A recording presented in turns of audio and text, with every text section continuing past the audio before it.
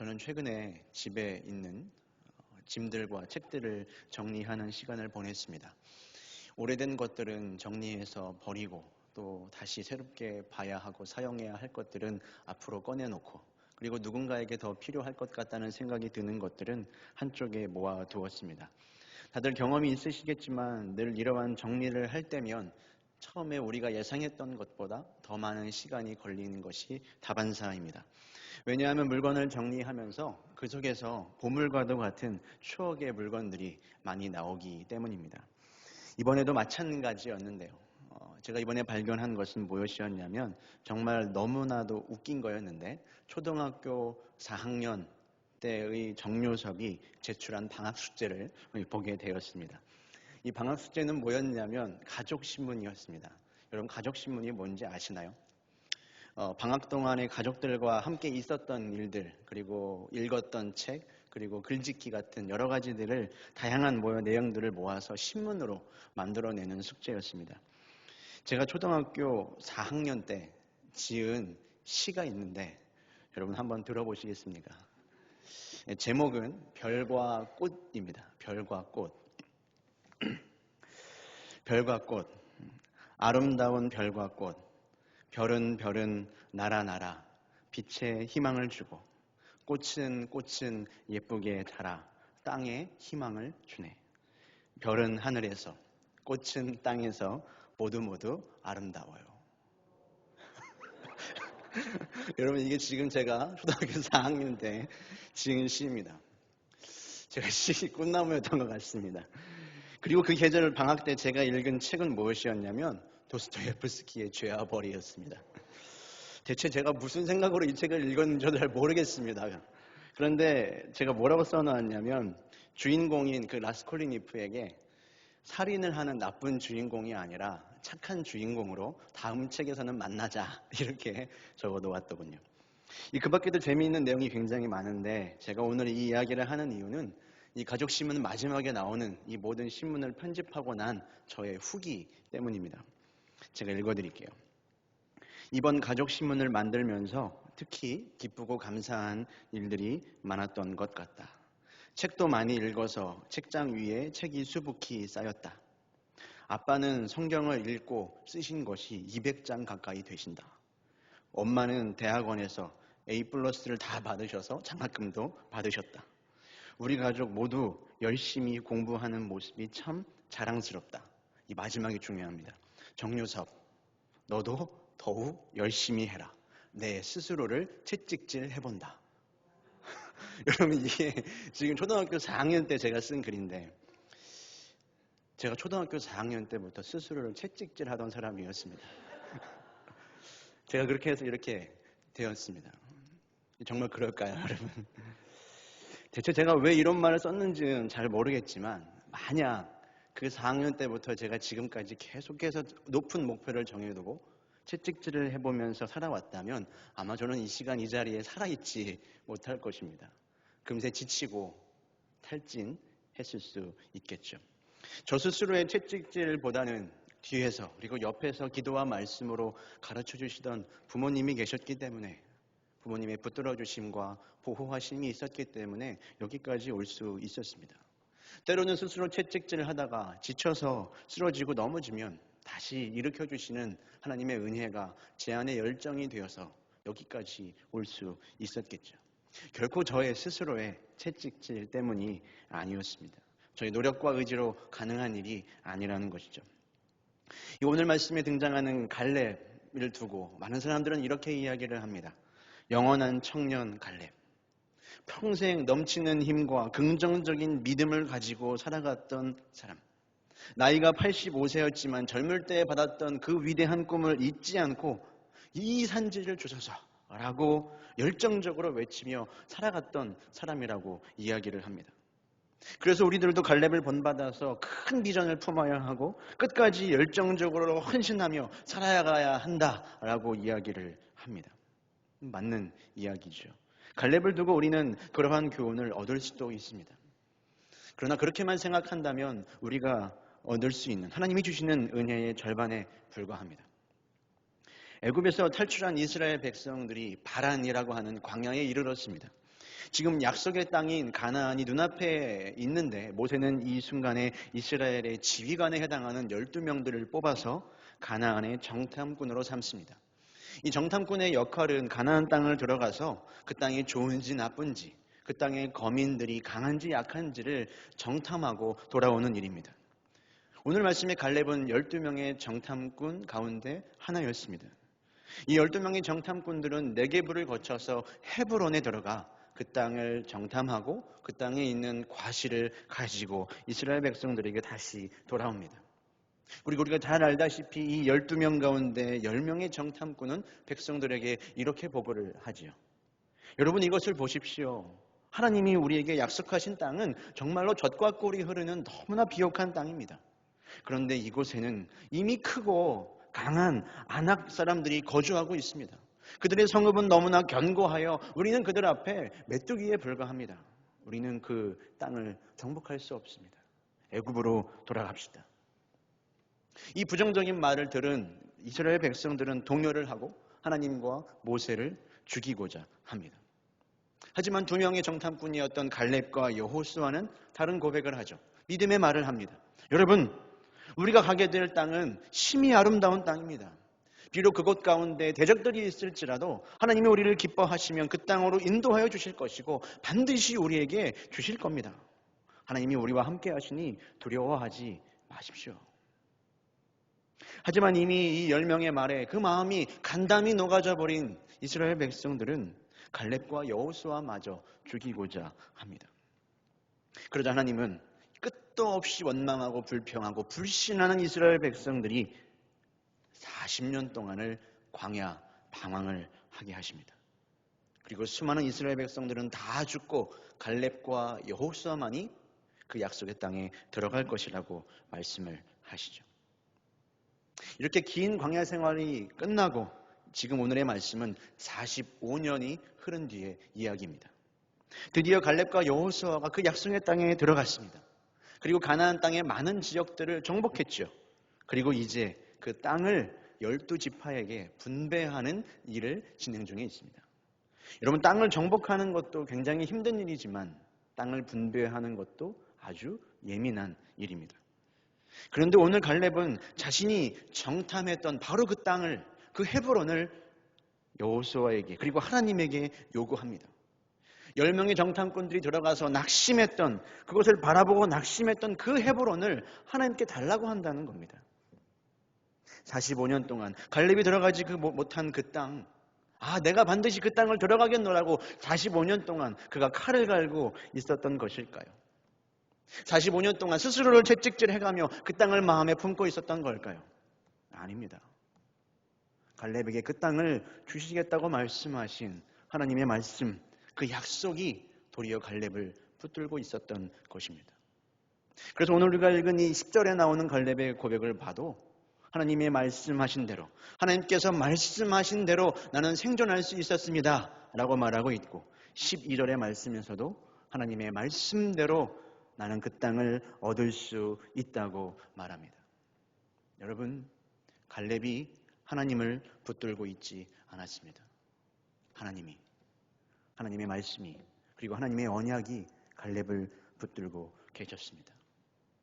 여러분, 우리가 하나님을 붙들고 있었다고 생각하는 그 모든 순간에도 도리어 하나님이 우리를 붙들고 계셨음을 믿으시기를 바랍니다.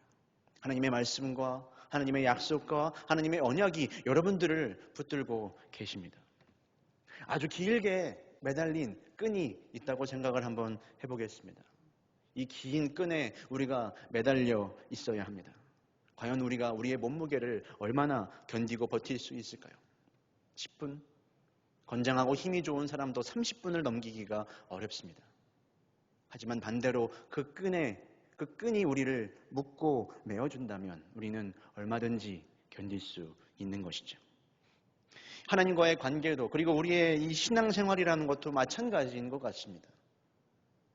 우리가 하나님이 나를 붙들고 계시게 하는 것이 아니라 내가 하나님을 붙들어야 한다고 생각하면 여러분 지치고 힘이 드는 겁니다.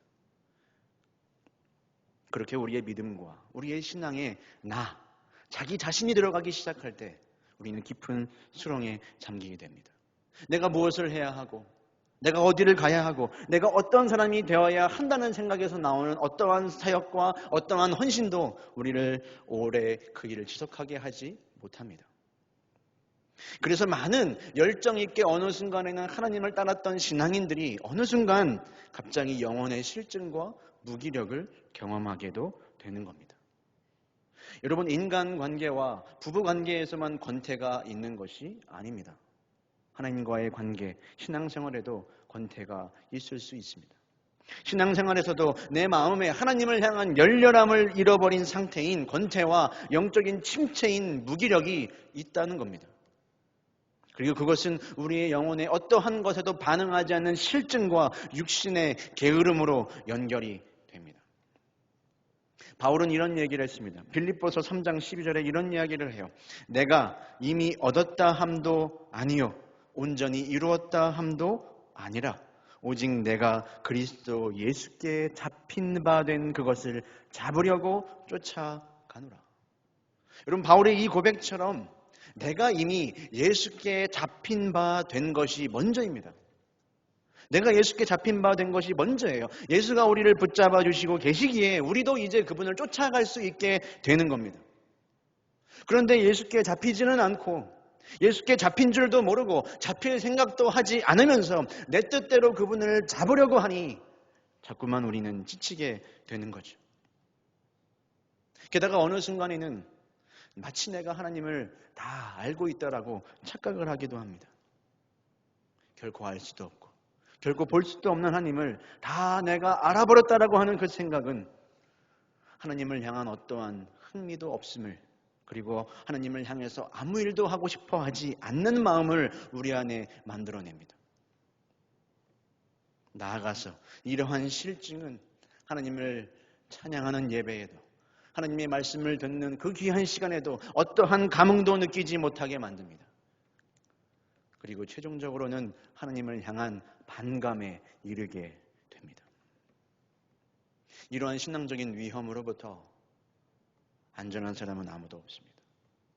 그래서 오늘 말씀에 나오는 이 갈렙처럼 내가 하나님을 붙드는 것이 아니라 하나님이 나를 붙들고 계심을 우리는 기억해야 합니다.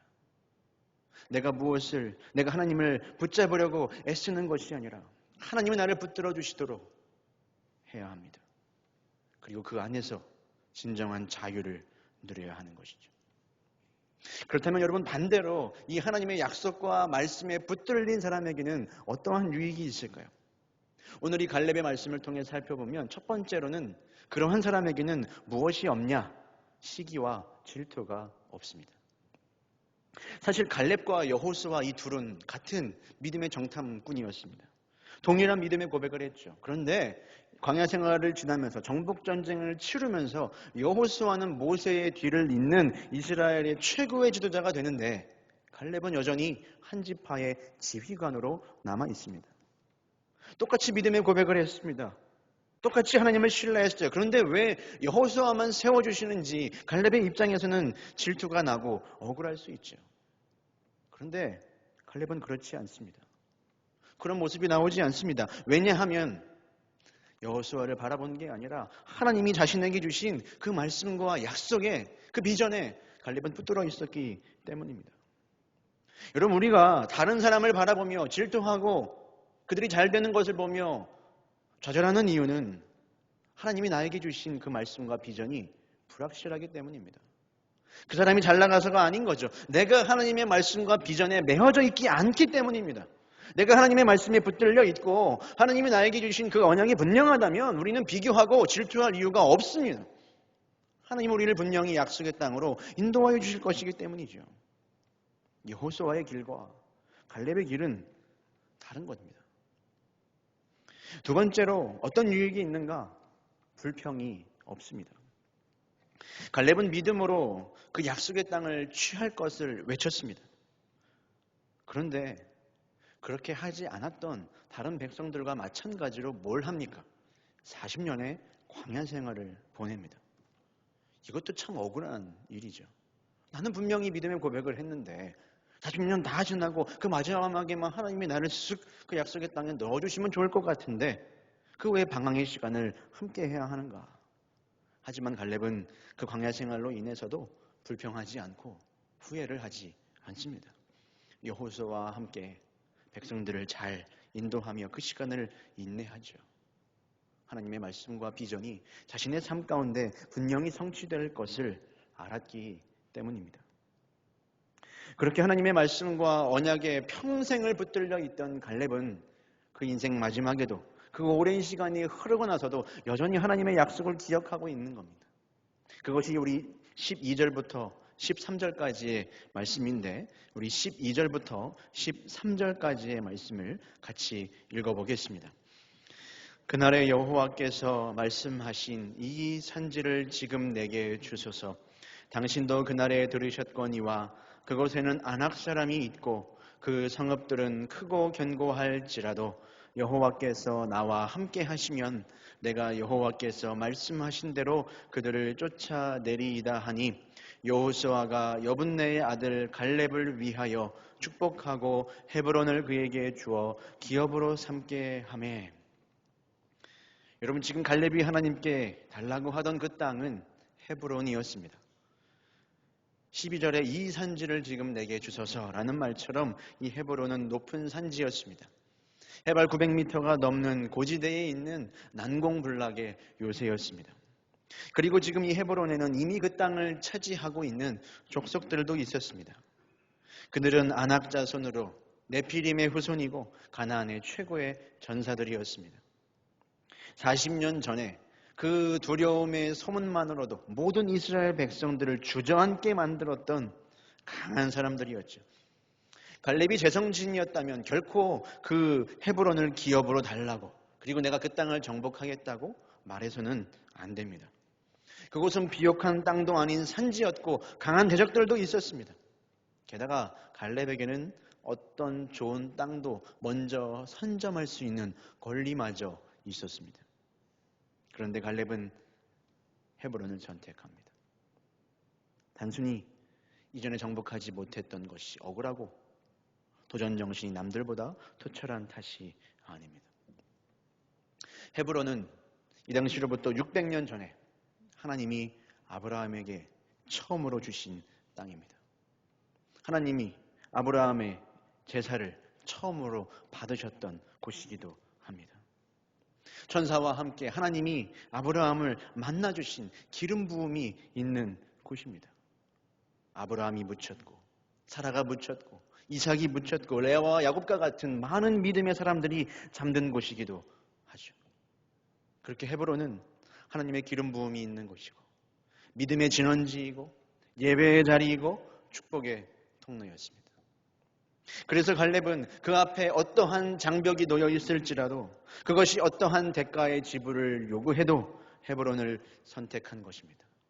그것은 하나님의 은혜를 선택한 거죠. 하나님의 말씀에 붙들려 살고 하나님의 은혜에 매여 살아가는 것이 그 어떤 기업보다 가장 큰 축복이라는 것을 갈렙은 알았기 때문입니다.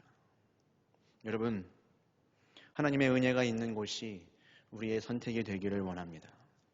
어떠한 기준과 어떠한 조건보다 하나님을 믿는 믿음과 하나님의 기름 부으심이 우리가 선택하는 이유와 조건이 되어야 합니다.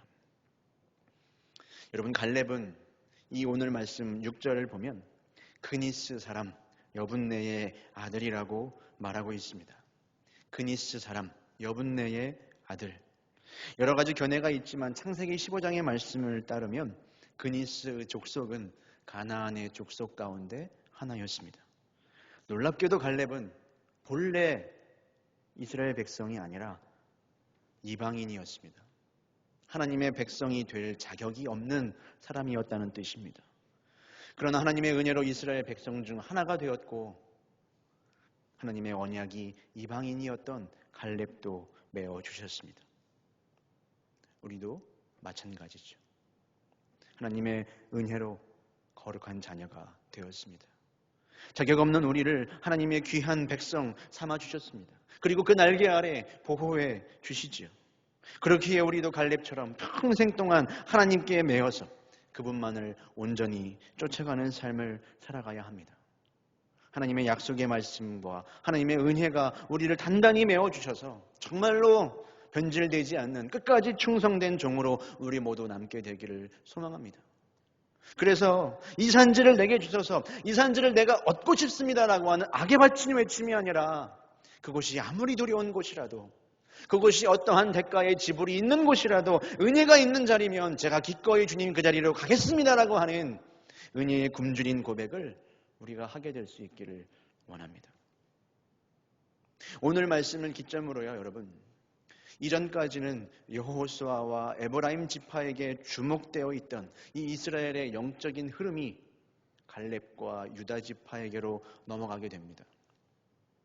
그리고 유다 지파에서 다윗 왕조와 우리 주 예수 그리스도가 나오시게 되죠. 어디서? 바로 이 헤브론에서. 그리고 바로 이 갈렙의 믿음의 고백과 선택에서 모든 역전의 은혜가 일어나는 것입니다. 갈렙은 자신의 인생뿐만 아니라 가문과 자손의 운명도 바꾸었습니다. 하나님께 붙들린 사람, 하나님께 끝까지 충성된 사람, 하나님의 약속에 매인 사람, 바로 이 사람에게 주시는 이 놀라운 축복이 천국 가는 그날까지 우리 모두에게 충만하기를 주님의 이름으로 축원합니다.